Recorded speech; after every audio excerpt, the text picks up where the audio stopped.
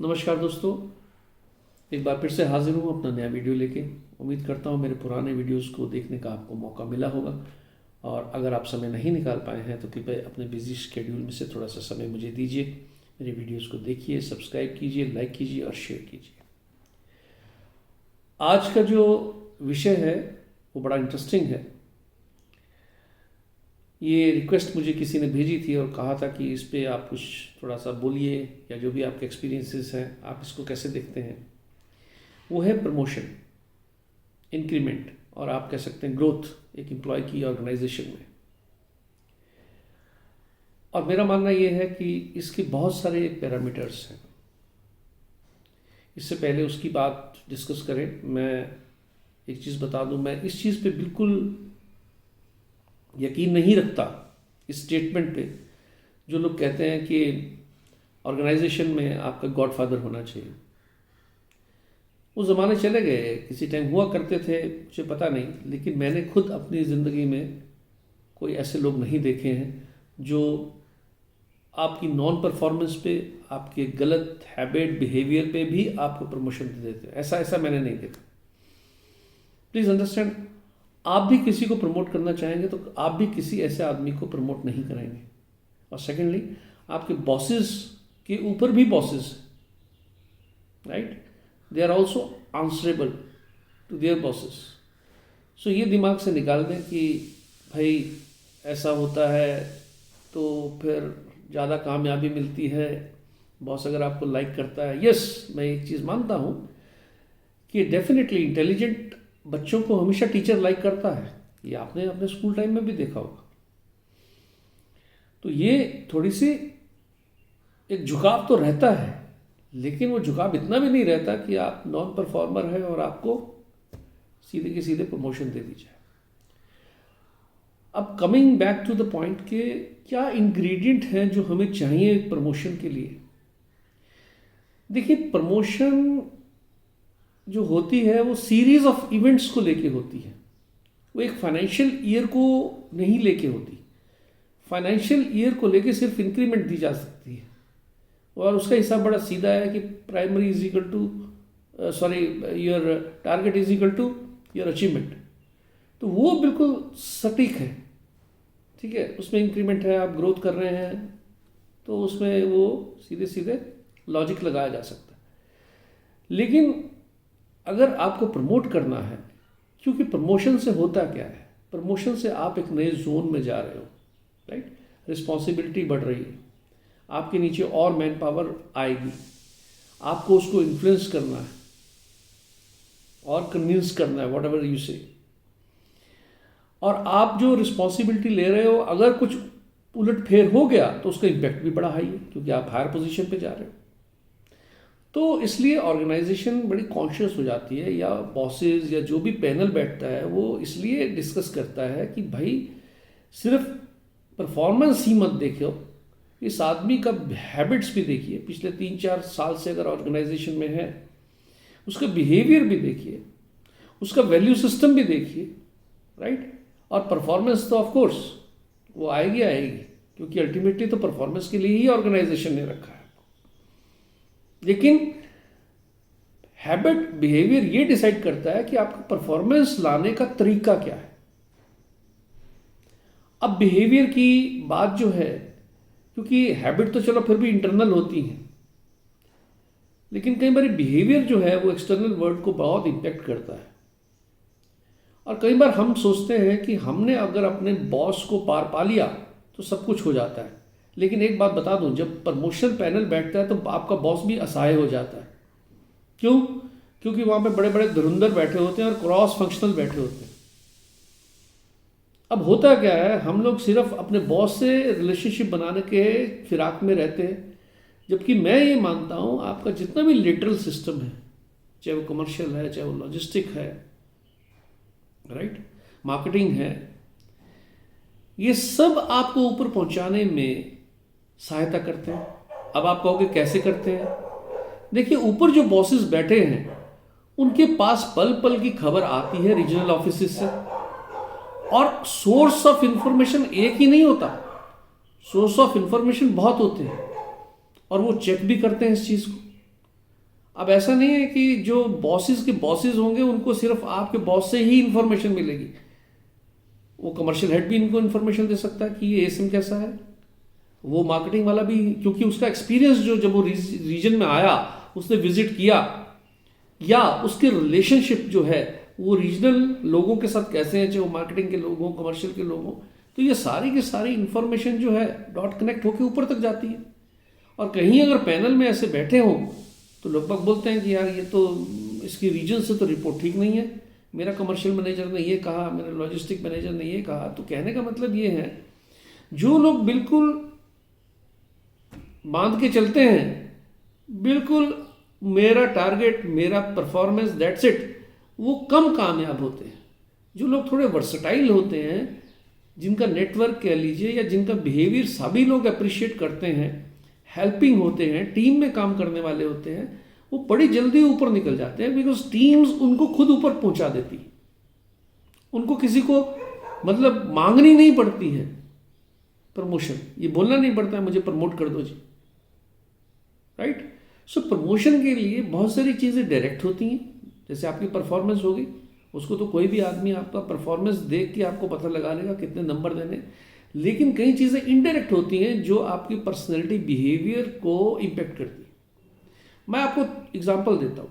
Panel में बैठे हुए थे, एक एएसएम का जिक्र आता है कि भाई इसको प्रमोशन करना है, जो भी है, ऐसे प्रमोशन का जिक्र आता है। तो किसी ने उसको एक जो हमारी डीलर मीट होती है या डिस्ट्रीब्यूटर मीट होती है, उसको कहीं शराब के नशे में उल्टी सीधी हरकत करते देख लिया था। अब वो उसके दिमाग में रजिस्टर्ड हो गई थी। अब उसका सवाल यही था कि ये आदमी को जब रिस्पॉन्सिबिलिटी, हायर रिस्पॉन्सिबिलिटी देंगे तो ये तो इस प्रकार का आदमी है जो अपने को संभाल नहीं सका, वो टीम को क्या संभाले। दूसरा एग्जाम्पल मैं देता हूँ, ये एग्जाम्पल इसलिए कोट कर रहा हूँ कि कितनी बारीकी से इन चीज़ों को देखा जाता है। कई लोग ये शान समझते हैं कि वो फोन पे हमेशा रहते हैं, लेकिन कई लोग इसको इस ढंग से देखते हैं कि ये फोन पे इसलिए रहता है बिकॉज ये सिस्टम और प्रोसेस ओरिएंटेड आदमी नहीं है, क्योंकि हमेशा आग बुझाने में लगा रहता है। तो अगर इसको अगर ज़्यादा रिस्पॉन्सिबिलिटी देंगे तो ये तो संभाल ही नहीं पाएगा, क्योंकि एग्जिस्टिंग रिस्पॉन्सिबिलिटी में ये फेलियर है। हमेशा फ़ोन पे लगा रहता है, मीटिंग में बैठता ही नहीं है, हमेशा 5 मिनट बाद इसको फ़ोन आ जाएगा। तो एडिशनल रिस्पॉन्सिबिलिटी किसको दोगे? जिसका वैल्यू सिस्टम है, एथिक्स है, टीम, बड़ी टीम को संभाल सकता है, कुछ वैल्यू एडिशन कर सकता है, सॉल्यूशन प्रोवाइडर है, राइट। लेकिन अगर आपका इतिहास ऐसा रहा है कि आपके बॉसेस को कोई भी वैल्यू एडिशन आपसे नहीं मिलता है, हमेशा आप पैसिमिस्टिक बात करते हैं, हमेशा आप लर्निंग की बात ही नहीं करते, ट्रेनिंग प्रोग्राम में सोए रहते हैं आप लोग। अगर ऐसा सिचुएशन आता है, मैंने देखे ऐसे लोग, ट्रेनिंग प्रोग्राम बहुत बढ़िया चल रहा है, उससे कुछ सीखेंगे नहीं, उसको अप्लाई नहीं करेंगे फील्ड में, बस एचआर का एक इनिशिएटिव था, आए, आपको पता नहीं ऑर्गेनाइजेशन कितना इसमें पैसा खर्चती है। लेकिन याद रखिए, ये आप अपने लिए कर रहे हैं। ये लोग बड़ा इसको बड़प्पन समझते हैं, अरे यार क्या रखा है ट्रेनिंग प्रोग्राम में, अरे यार क्या एमबीए करना, अरे यार क्या ये करना। लेकिन अल्टीमेटली होता क्या उनके साथ? लर्निंग बड़ा इंपॉर्टेंट है, क्योंकि क्या तुम चाहते क्या हो? 55-60 साल की उम्र में भी तुम एक सेल्समैन ही कहलाया जाओ, या लोग बाग तुम्हारे को एक पूरा का एक पर्सनैलिटी देखें कि यार ये आदमी वो है, सेल्समैन से शुरू किया था, इसने लॉजिस्टिक को जाना, इसने कमर्शियल को जाना, फाइनेंस को जाना, मार्केटिंग को जाना। ये पूरी यात्रा अगर है आपकी, तभी तो आपको एक एक्स्ट्रा रिस्पॉन्सिबिलिटी दी जाएगी। और बहुत सारे लोग ऐसे भी हैं जो ऐसी अपॉर्चुनिटी को चाहते तो हैं, लेकिन उसके लिए सेक्रीफाइस नहीं करना चाहेंगे। वो ये बोलेंगे कि सर प्रमोशन तो कर दो, लेकिन मैं दिल्ली में ही रहूँगा, मैं लखनऊ में ही रहूँगा। क्यों? मेरी वाइफ वहाँ पे काम करती है। अरे भाई ठीक है, ऑर्गेनाइजेशन एक लेवल तक तो सबको सपोर्ट करता है, लेकिन आपके घर की प्रॉब्लम्स अगर प्रोफेशन में आने लगे तो थोड़ा सा प्रॉब्लम हो जाएगा। तो फिर डोंट आस्क फॉर प्रमोशन, पड़े रहो वहीं पे। अपॉर्चुनिटी लेनी भी है, लेकिन आए भी मेरी मर्जी से, वो तो थोड़ा मुश्किल है। आपको ट्रेड ऑफ तो करना ही पड़ता है ना जिंदगी में। मेरे साथ हुआ, मैं अपनी सेल्स को छोड़, और हाँ एक अपने एग्जांपल से मैं आपको बताना चाहता हूँ, हमेशा रास्ते सीधे ऊपर नहीं जाते, ऐसे ऐसे टेढ़े मेढ़े होके भी ऊपर जाते। मैं जब था तो मुझे सेल्स में आया, मैं सेल्स के अलावा फिर मुझे प्रोजेक्ट में डाल दिया गया। मेरे बहुत सारे कलीग्स थे जिन्होंने मुझे कहा, अरे कहाँ जा रहे हो इतना बढ़िया जॉब छोड़ के यार, रीजन में रीजनल ऑफिस जहाँ तुम्हारी जय जयकार होती है, कहाँ फंसोगे एचओ में जाकर, कोई पूछेगा नहीं। और हुआ भी यही, वहाँ कौन पूछता है एचओ में, वो तो एक कॉर्पोरेट जंगल है यार, वहाँ तो खुद अपनी जगह बनानी पड़ती है। हमने भी अपना ठैया बनाया, हमने भी छोटे लेवल पे काम शुरू किया, मिले लोगों ने, वहाँ भी लोगों ने बहुत डराया कहाँ से आ गए, क्योंकि हमको कहाँ एक्सपोजर है कॉर्पोरेट वर्ल्ड का। बॉम्बे जैसी सिटी, फैमिली तुम्हारे अगेंस्ट है कि नहीं नहीं बॉम्बे जाके क्या करोगे, यही ठीक है, इतनी बड़ी छलांग मारने की जरूरत क्या है, इतनी कॉस्टली सिटी। लेकिन मुंबई ने जो सिखाया वो किसी ने नहीं सिखाया कॉर्पोरेट वर्ल्ड में। आई एम वेरी फॉर्चुनेट जिसने रतन टाटा के साथ एक मीटिंग किया है। हर महीने में आप मैनेजिंग डायरेक्टर सीईओज के साथ मिलते हो, और उसके बाद फिर से मैं घूम फिर के फिर से सेल्स में आ गया। तो ये रोटेशन जो है, ये जो अपने आप को ओपननेस है, ये जो अडेप्टेबिलिटी है, ये बहुत ज़रूरी है। आप कहेंगे भाई इतना लंबा चौड़ा लेक्चर दे दिया, हमने तो प्रमोशन की बात कही थी, बट दिस इज फैक्ट। भाई आप खुद अंदाजा लगाओ ना, आपने अगर किसी को प्रमोट करना हो अपने नीचे तो कैसा आदमी चाहिए होगा, वही आदमी चाहिए होगा ना जो आपकी प्रॉब्लम्स को गले से न लगा ले। ये थोड़ी है कि आपकी झोली में प्रॉब्लम्स डाल दे, आपको बड़े कैनवस पे देखना पड़ेगा ना। तो इसलिए ये बड़ा इंपॉर्टेंट है कि अपना, जस्ट टू समराइज इट, अपनी हैबिट्स देखिए, वो आज आपकी कोई नहीं देख रहा। एडिक्शंस देखिए, टेम्पटेशंस देखिए, ये बहुत सारे तंग करते हैं, मैं इसमें डिटेल में नहीं जाऊंगा। बिहेवियर देखिए आपका, लड़ते झगड़ते रहना, ब्लेम गेम करते रहना, ये मीटिंग्स में, मतलब अच्छा एक और बड़ी चीज़ है, अच्छा कम्युनिकेटर होना बहुत ज़रूरी है। आप अपनी बात कह पाते हो कि नहीं कह पाते।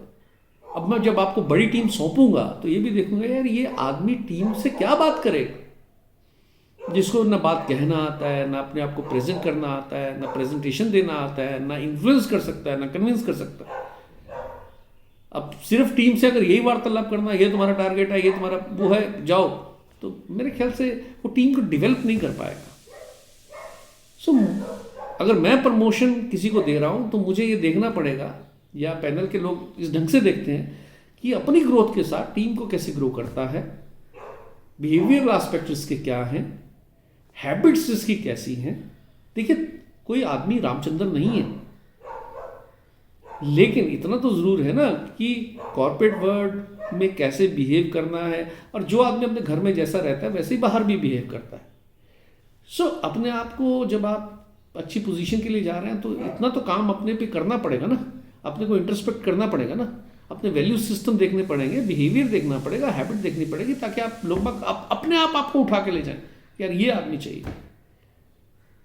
सो प्रमोशन मांगी नहीं जाती, मैं तो कहता हूं कि ऐसा हीरा बनो कि भाई ऑर्गेनाइजेशन को अपने आप उठा के ले जाए। ऑर्गेनाइजेशन चाहे आप कहीं भी पढ़े हो, चाहे आप जालंधर में पढ़े हो, चाहे आप शिमला में पढ़े हो, चाहे आप गुवाहाटी में पढ़े हो, उनको मालूम है कि यार ये आदमी ऐसा है जिसमें ये सब गुण है, परफॉर्मेंस भी है और बाकी सारी चीज़ें, जो पर्सनैलिटी है ये कंप्लीट पर्सनैलिटी है, लार्जर टीम को हैंडल कर सकता है, रिस्पॉन्सिबल आदमी है, लर्नर है, अडेप्टेबिलिटी बहुत ज़बरदस्त है इसमें, कम्युनिकेटर बहुत अच्छा है, इन्फ्लुएंस कर लेता है, कन्विंस कर लेता है, बात को समझता है, और प्रॉब्लम जब आता है तो उसके साथ 3 सॉल्यूशन लेके आता है।